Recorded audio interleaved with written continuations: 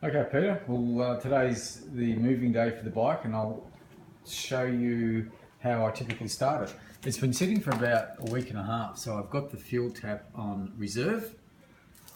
Put the choke to about 3/4,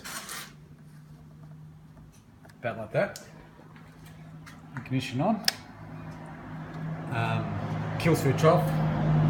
No throttle. Just hold it.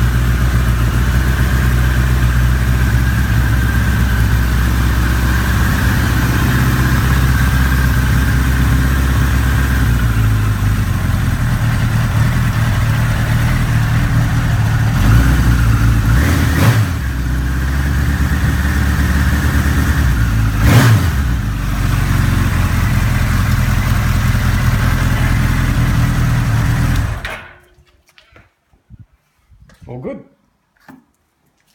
So that's pretty much how I started. Obviously, the big thing is turning the fuel tap back to on.